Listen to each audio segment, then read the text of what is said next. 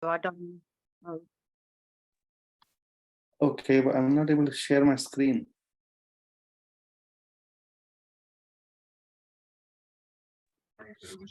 Oh, yes, I can now. Thank you so much.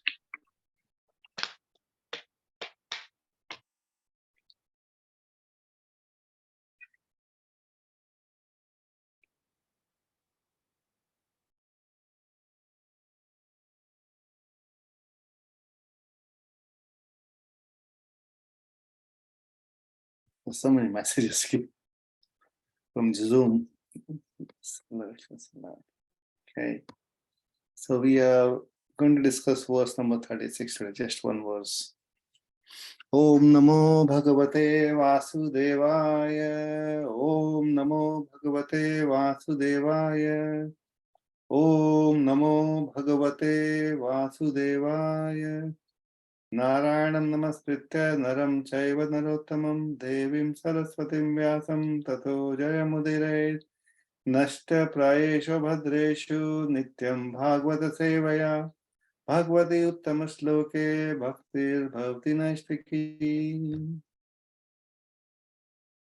Canto 1, chapter 11, verse number 36. Uttama Bhava Pishunmala Uttama Bhava Pishunamala Valguhasa Rida Valoka Niheto Madano Priyasam Sammuya Chapamajahat Pramadottamasta Yaschendriyam Vimutam Kuhake Nashekuhu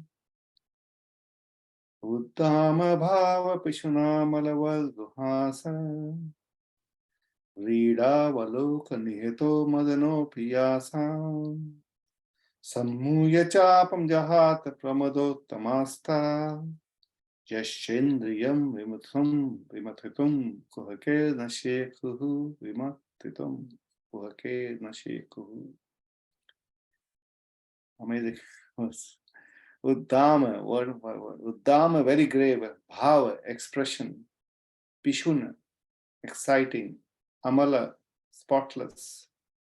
Valguhasa, beautifully smiling. Urida, corner of the eye.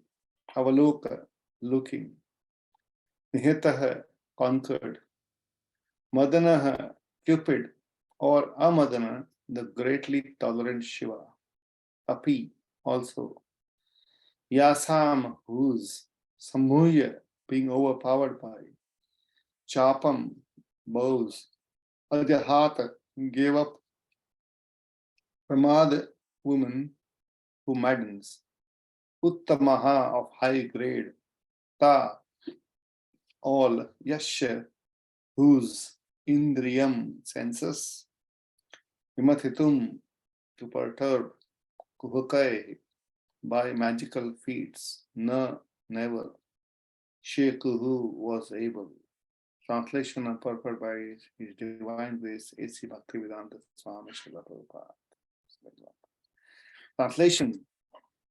Although the queen's beautiful smiles and furtive glances were all spotless and exciting, and although they could conquer Cupid himself by making him give up his bow in frustration, and although even the tolerant Shiva could fall victim to them, still, despite all their magical feats and attractions, they could not agitate the senses of the Lord.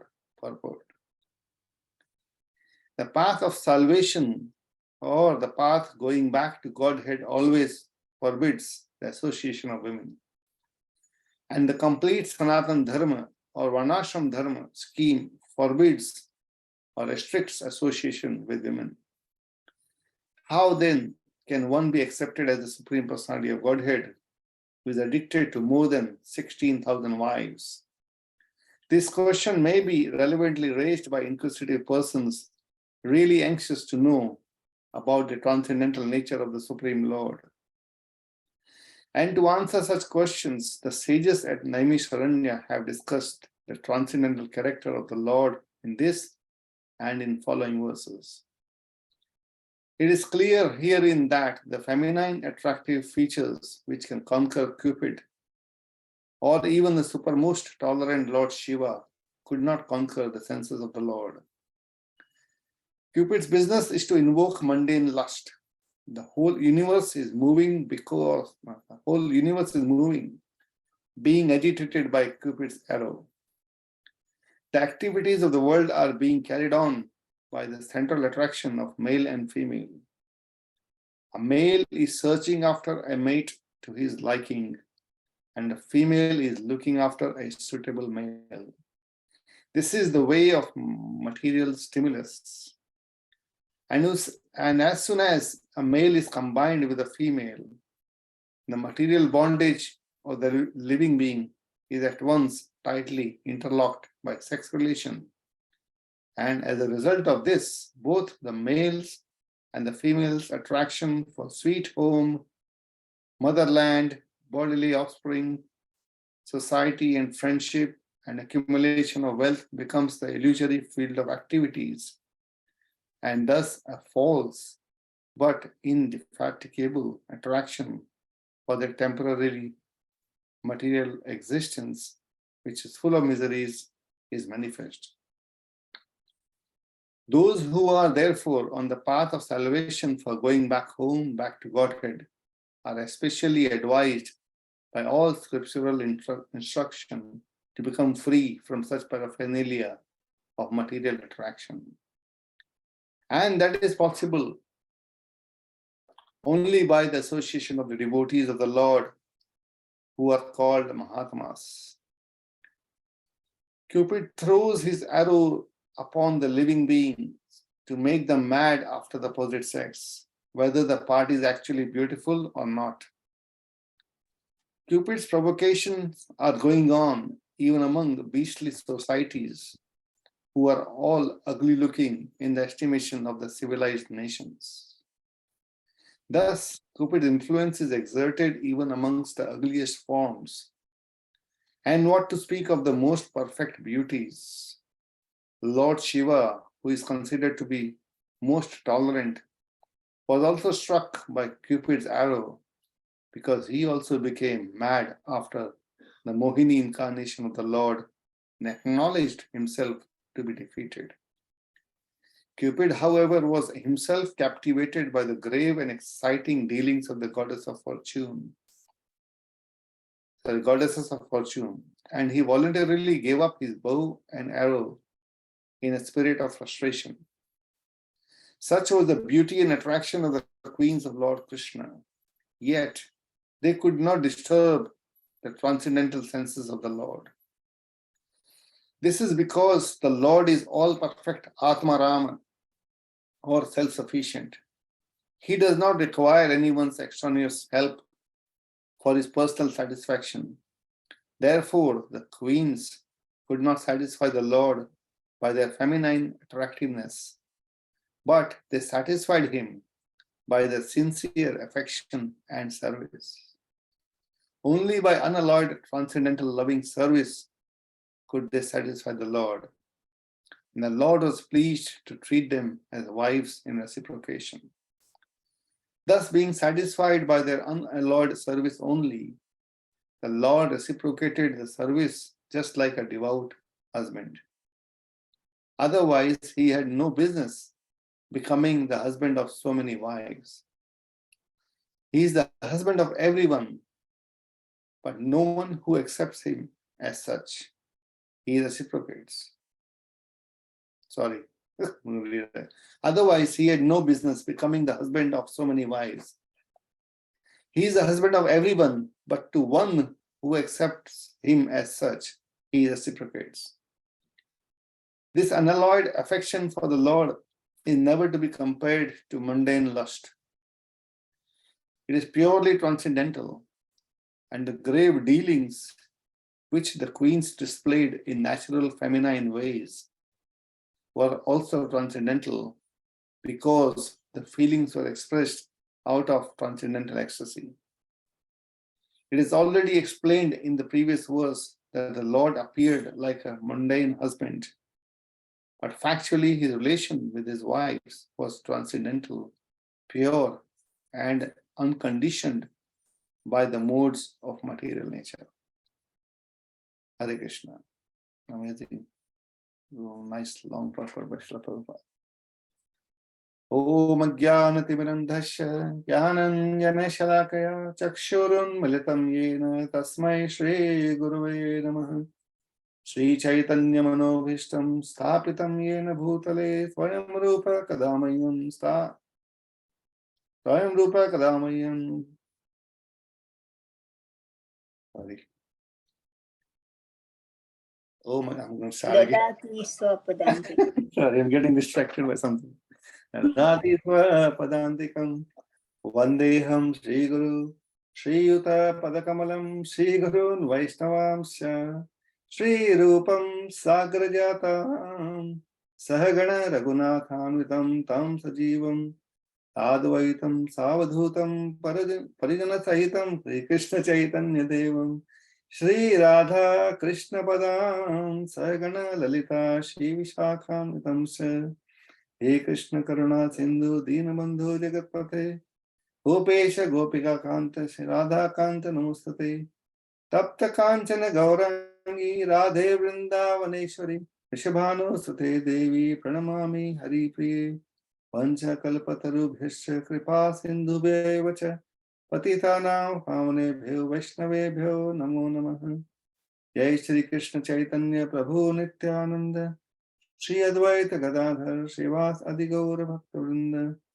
Hare Krishna Krishna Krishna Hare Hare Hare Ram Ram Ram Hare Hare. Namo Om Vishnu Padaya Krishna Prasthaya Bhutale Srimate Bhaktivedanta Swamiti Namane Namaste Saraswati Deve Gauravani Pacharine Nirvishesa Sunyavadi Paschata Deshatarine Mukam Karoti Vachalam Pangvam Langayate Girim Yakripat Mahamande Shri Guru Dina Varanam.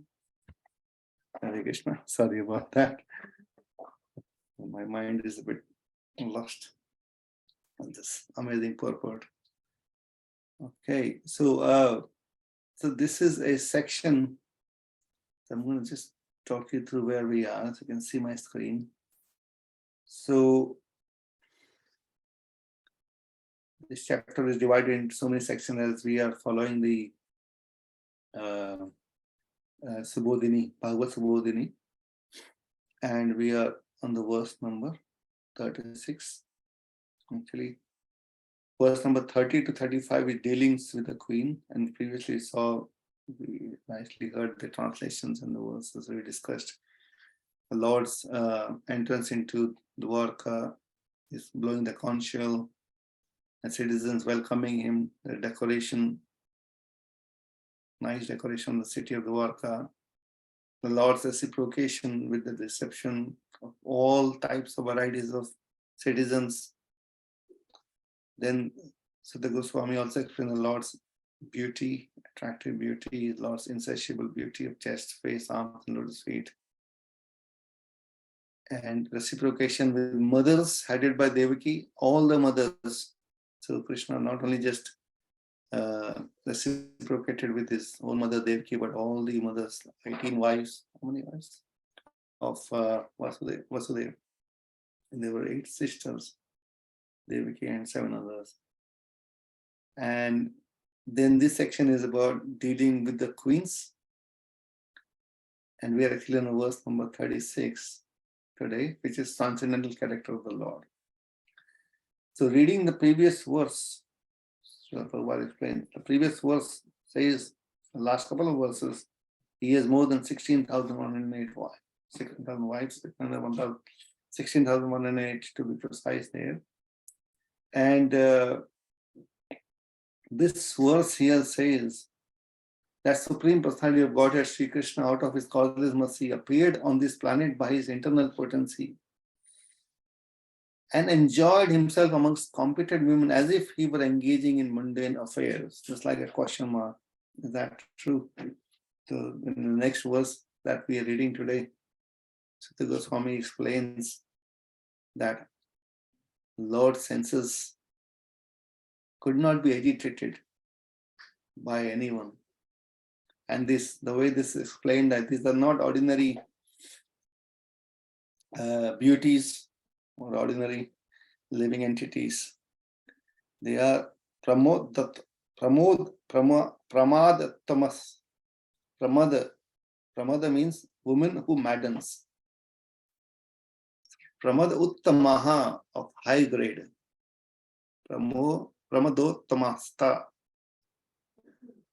So, this is like good, better, and best.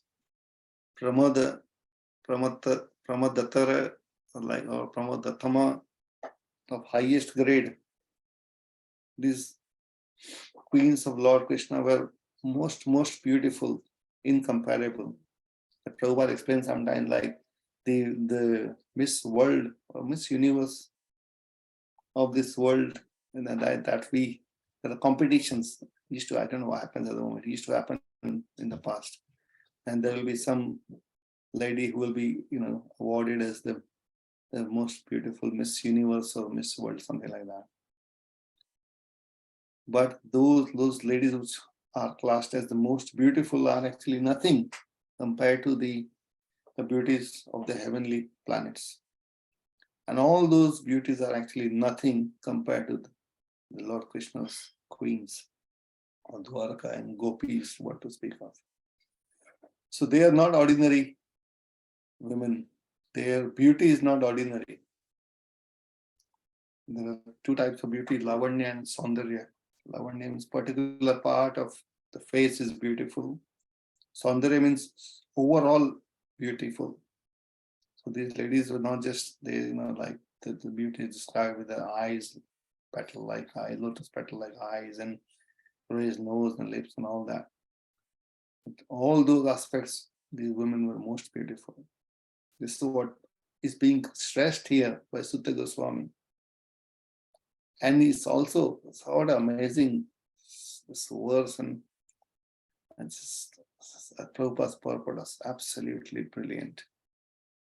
How is explained this is like Cupid. What is the business of Cupid? How do we understand? What is Cupid actually? What is his role? The Cupid role is to develop the attraction between the opposite sex. Until the Cupid comes in the play, the attraction does not happen. So even if, as Prabhupada explained, most ugliest beastly societies also, it is Cupid who makes the opposite sex very attractive. Adana Maharaj says sometimes, like cockroach. So there is Miss Universe in the human body is not found attractive by a cockroach. But cockroach will only find a she cockroach as attractive. So how the whole thing works is only within the same species. And Cupid is that Cupid who's playing that role of creating that attraction amongst all species, varieties. Doesn't matter who you are. Cupid is that. So that's Cupid's arrow, bow and arrow, by which he strikes. Other thing he says, in a translation says, Madana or Amadana, the greatly tolerant Shiva. Amadana, Madana means Cupid, Amadana he's extremely tolerant. Madan, Cupid could not agitate Lord Shiva's senses also. Actually, Lord Shiva burnt him to ash. One time, Cupid was trying to play with Lord Shiva. And then Lord Shiva actually burnt him just by looking at him, because he was trying to disturb his meditation on Lord Krishna. It says even Lord Shiva was attracted, but that was obviously not by any ordinary trigger of Cupid. It was the Mohini Murti, Lord's own incarnation as beauty, on a special request of Lord Shiva. That was a special case. But the Cupid role is understood. The Cupid arrow. Man, this Cupid, in the verse, explained that he throws up his bow and arrow in frustration. Yeah, give up his bow in frustration. What does it mean? Like, I was wondering, what does it mean?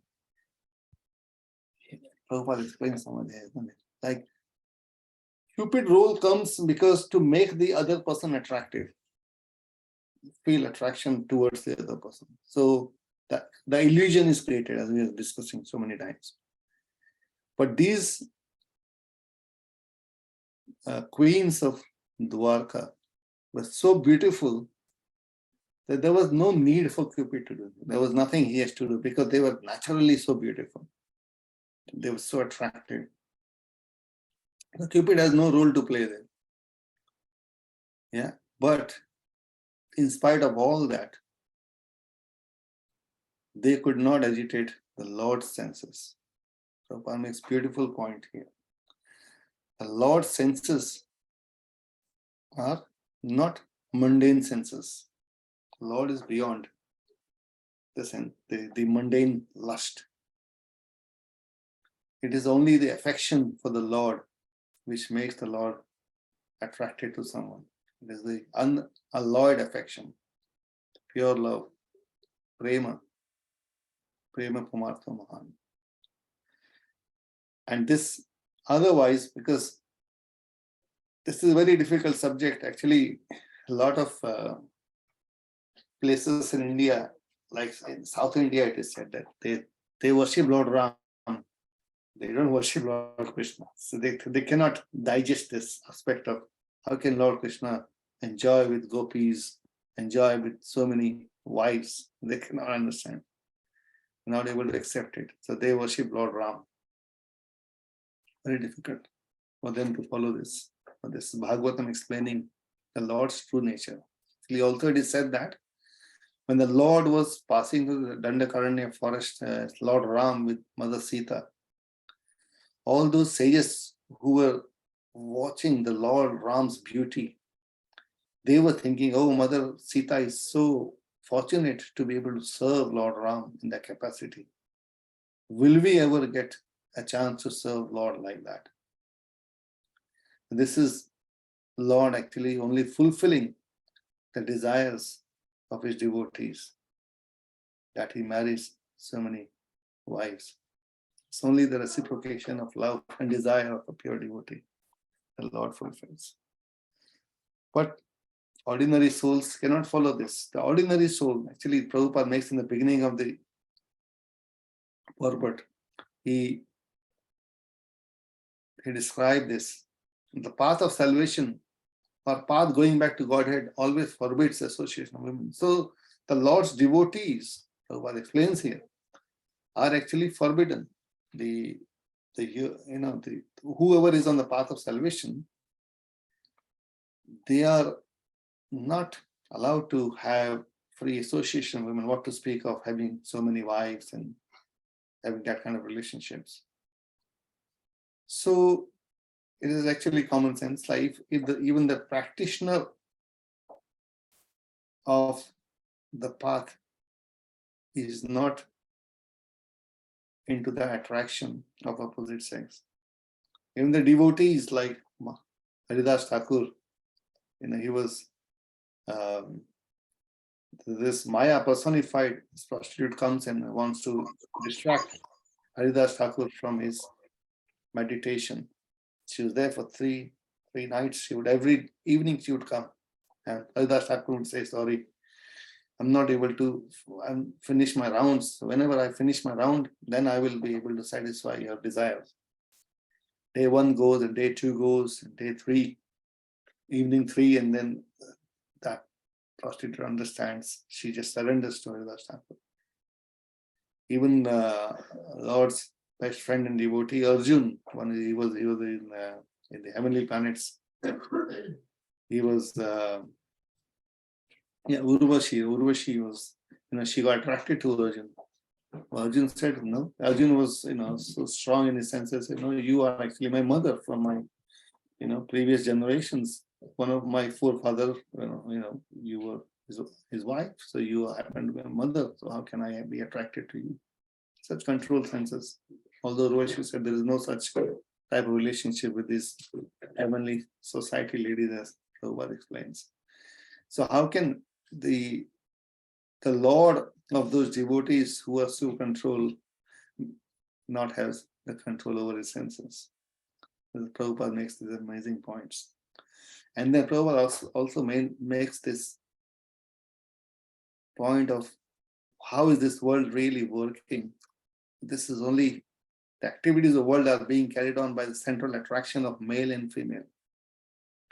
And when Prabhupada actually entered into one of the last cities, there were tall buildings and everything, his disciples said, "Wow, look at all this tall building." Prabhupada said, "This is all sex life. This is all the attraction which is eventually creating all this concrete jungle and all this tall building." This Prabhupada explained that. So this actually is a very famous verse from the 5th canto, 5th chapter, 8th verse. Pumsa striye mithuni bhavametam tayor mitho hridaya grantimahu ato griha kshetra sutapta vittair janasya mohoyam aham mameti. Janasya mohoyam aham mameti. Translation: the attraction between male and female is the basic principle of material existence. On the basis of this misconception, which ties together the hearts of the male and female, one becomes attracted to his body, home, property, children, relatives, and wealth. In this way, one increases life's illusions and thinks in terms of I and mine. Short purport. Sex serves as the natural attraction between man and woman, and when they are married, the relationship becomes more involved. Due to the entangling relationship between man and woman, there is sense of illusion whereby one thinks this man is my husband or this woman is my wife. This is called Hridaya Granthi, a hard knot in the heart. This knot is very difficult to undo, even though a man and woman separate either for the principle of varnashram or simply to get a divorce. In any case, the man always thinks of the woman and the woman always thinks of the man. Thus, a person becomes materially attached to family, property, and children, although all these are temporary. The possessor unfortunately identifies with his property and wealth. Sometimes even after renunciation, one becomes attached to a temple or to the few things that constitute the property of a sannyasi. But such attachment is not as strong as family attachment. The attachment to family is the strongest illusion. In the Satya Samhita it's stated, Brahmadaya Naval Alkadeya Muchante Sri Sahash Inaha Bodhyante Ketanate Ketanate Sham Vishesham Cha Vido Viduhu.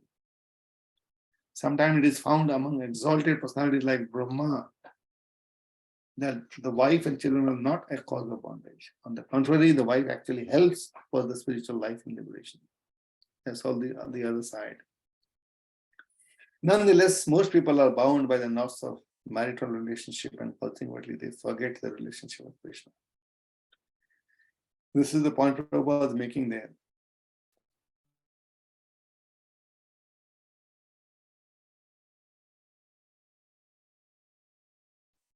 Hridaya Granthi is that illusion, the false ego, misunderstanding of our true nature, who we are. Jivara Swarup Krishna Nityadas. So forgetting that relationship with Krishna, the false ego creates a misidentification with the body. Actually, we did discuss this verse before. Vidyate Hridaya Granthis, Chidyante Sarasamshaya, Shriyante Chasya Karmani, Ishtayevat Manishware. This is Vidyate Hridaya Granthis, how it happens in the association of the Lord and by Nityam Bhagavata Sevaya. These are the verses we discuss every day. Nashta Prayeshu Bhadreshu Nityam Bhagavata Sevaya Bhagavati Uttama Shloke Bhaktir Bhavati Nashtaki. Says that by regular attendance in classes of Bhagavatam and by rendering of service to the pure devotee, all that is troublesome to the heart is almost completely destroyed. And loving service into the personality of Godhead, who is praised with transcendental songs, is established as an irrevocable fact. So the solution is what we are exactly doing now. Bhagavatam, Nityam Bhagavata Seva. Also, two ways of seva. One is attending classes regularly of Bhagavatam and serving the pure devotee. The book Bhagavat and person Bhagavat. By serving the Bhagavatam is only it is possible to break that troublesome.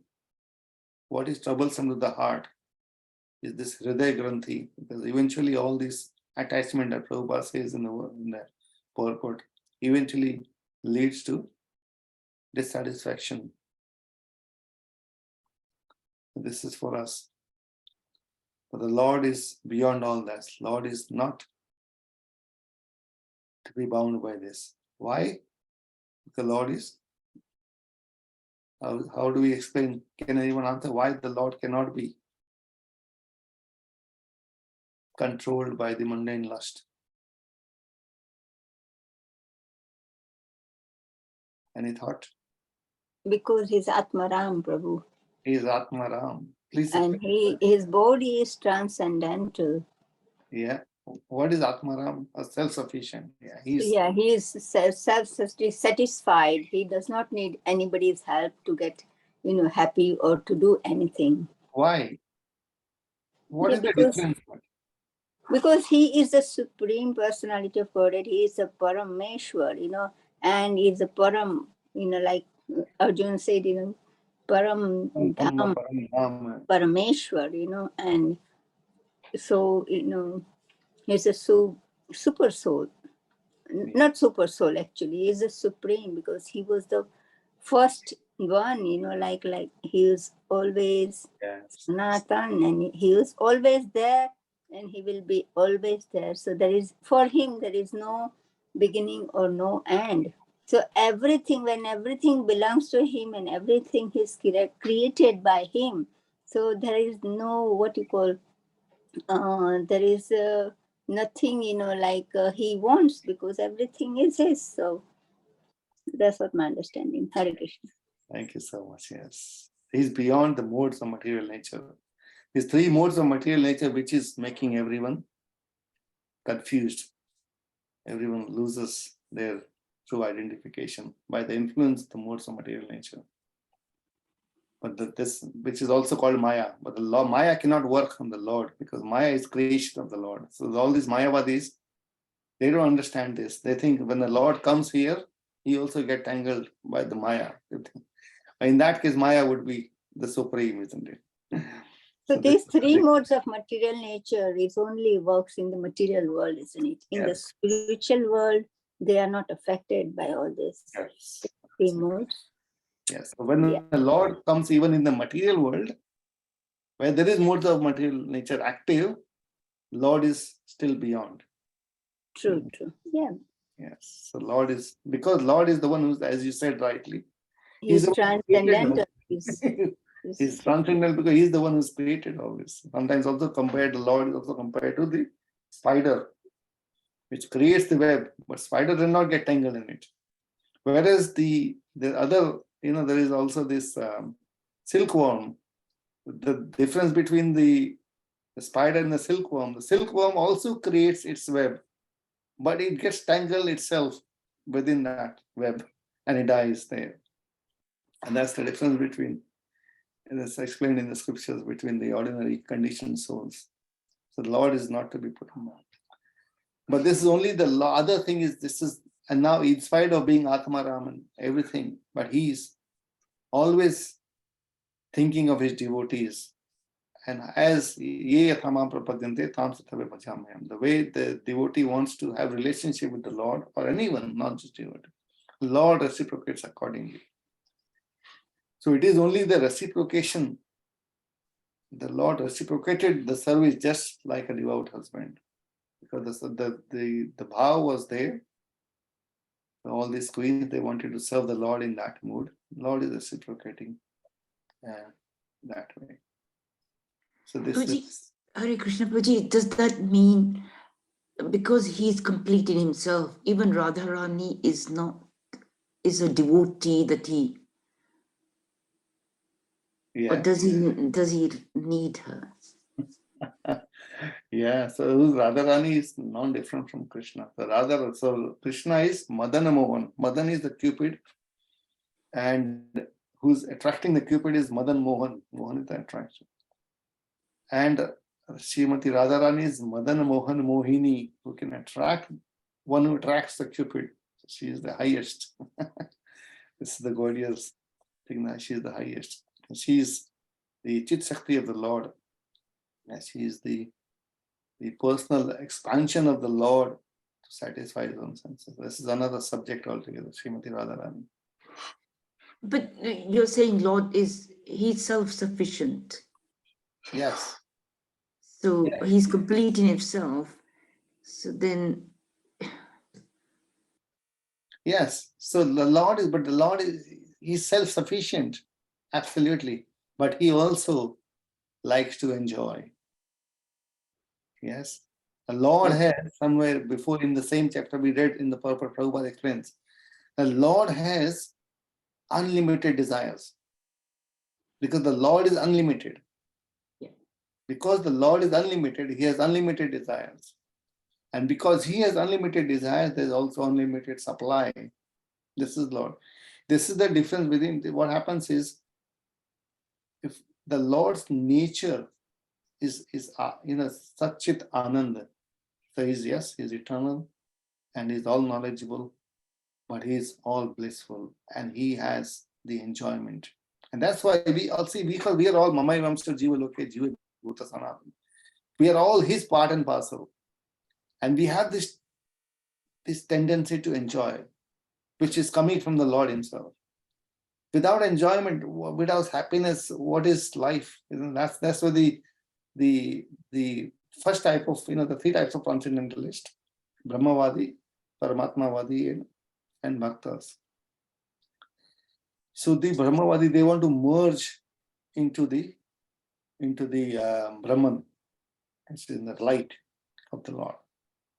Their approach is, so the native, like they just reject everything material because they don't have the taste for the spiritual.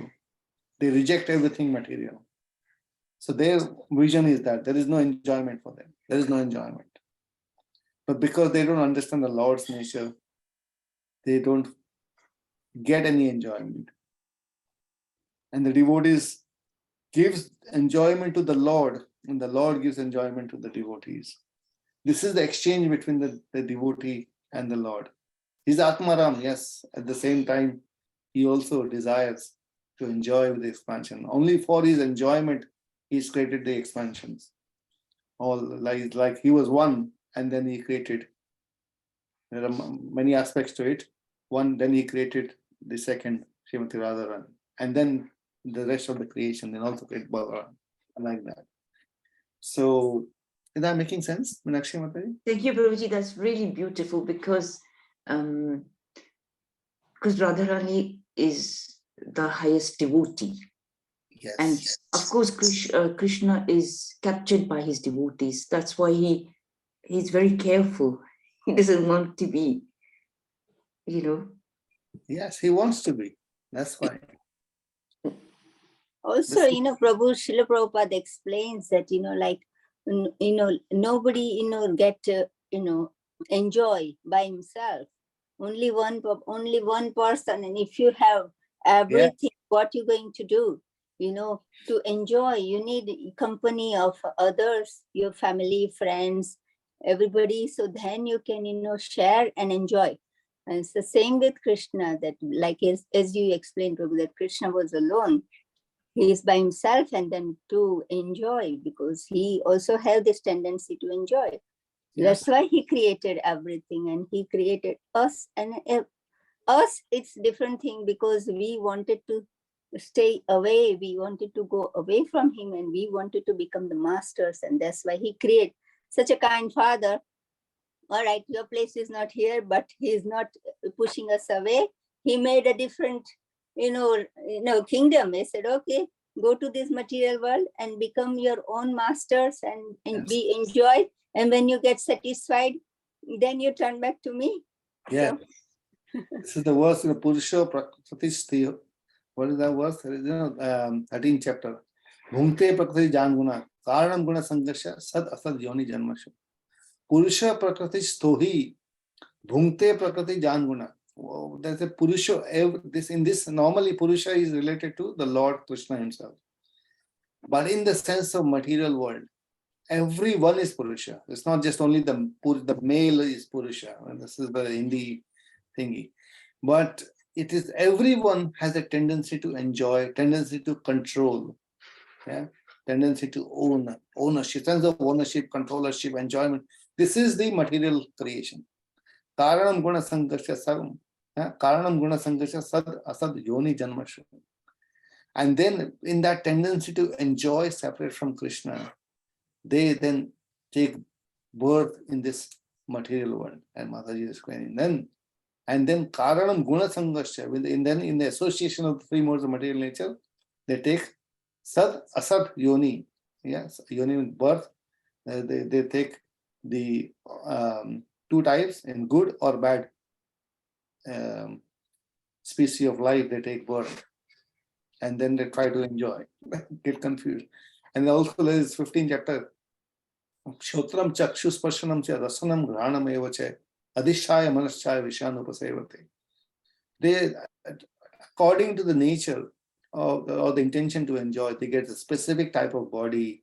Shotram Chakshu, the ear, the eyes, the tongue, the nose, all the sense objects and senses they get according to how they want to enjoy in the material world. And as Krishnavani Mata is saying, because we wanted to enjoy separate from Krishna, Krishna has given all this facility for us.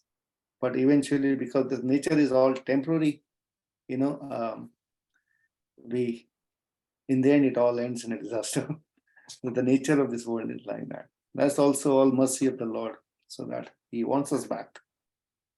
He wants us all back. And then as He comes Himself, and he comes as Bhagavatam, He sends His devotees like Prabhupada, traveling all over the world at the age of 70 to establish this ISKCON. Now we have access to Srimad Bhagavatam and all the amazing scriptures, His classes, and all the devotees. This is our opportunity. Okay, thank you so much. It is 49. Any other questions or comments? But in the end, we do have self-realization when we are in the material world. We get tired of ourselves and realize we've seen everything and we don't want to come back to this material world again. We realize our mistake and the pain and the suffering we go through. And we say we don't want to have another lifetime to go through all this again. There are two sides to it, Mataji. There is one side where we say that there is so much suffering in the material world. I don't want to come back to this material world.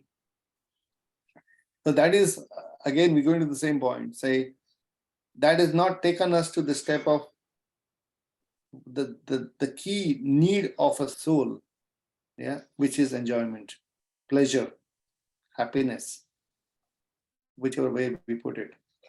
That happiness, then the thing is, the happiness only comes when we associate with the Lord, or Lord's devotees, or in the service of the Lord. When we associate with the Lord in the matter of service, then we get the bliss. That is a stronger. So it's not that there's detachment and there's attachment. Only with the attachment, then we develop detachment. If we are only pure looking at the material world, it's not nice, it's suffering. Yes, we see all that suffering. But that creates a sadness in the heart. But the service to the Lord, association of devotees, that creates the happiness of it. I mean, how do you say, with the iron and Prabhupada gives the example of iron and fire. We put the iron rod in the fire, the iron becomes the fire. The rod becomes the fire. So when we associate with the Lord's devotees in the service of the Lord, we actually, that iron like becomes touching of the fire, the spirit. Otherwise, everything that we do or everything that we can actually associate with or relate to is only through the material senses. The Lord is beyond the material. He's adokshaja. He's beyond the material senses. So how does something which is material can connect with something which is beyond the material. What is the, like Tathastha, we are Tathastha, and also like there is, how do you explain? So there is the plane, which is going to take off. Yeah, is going on the runway, and then it takes off. It goes, leaves the ground, and leave the gravitation and goes up. How does that happen? Yeah, so it's a crude example, but if you think that it is impossible for anyone to understand spirit with the pure matter. You can't have the pure matter connect with the pure spirit. They're just oil and water. They cannot mix together. But this only through the bhakti. There's only one way of a soul covered in the dehi, which is covered in the material body, to be able to link with the spiritual, which is beyond matter, is through bhakti. That is the adapter, if you like. The adapter. If you have a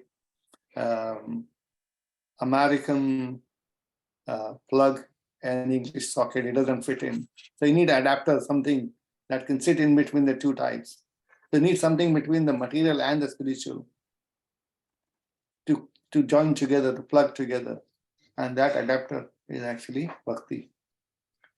Without bhakti, there is no bliss, there is no enjoyment. And without enjoyment, the way of who are impersonalists, who reject the material world because of the suffering and the sadness, and there's that three. I'm sorry, I'm going away. I'm also getting from back. So there are one class of people who reject God. They say that if there is God, how come there is so much suffering in this material? I met many people who say that I don't believe in God. If there is God, how can there be so much suffering in the world? How come people are suffering? Yeah, so they don't want to understand. Sorry, They blame God, not themselves. Yeah. The suffering is caused by us. Yes, absolutely. They don't want to accept that suffering is caused by us. They say the two things. They say the God is all merciful, all kind, and all loving. That is the definition of God. But look, here there is so much suffering. That means there is no God. So that is one class of people. Other class says that there is so much suffering in this material world. I don't want to do anything with this material world. I don't want to be here. I don't want to be here.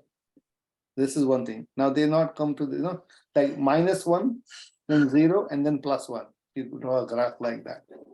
So when we say that material world is actually full of suffering, not a place to come back, we come to the point of 0.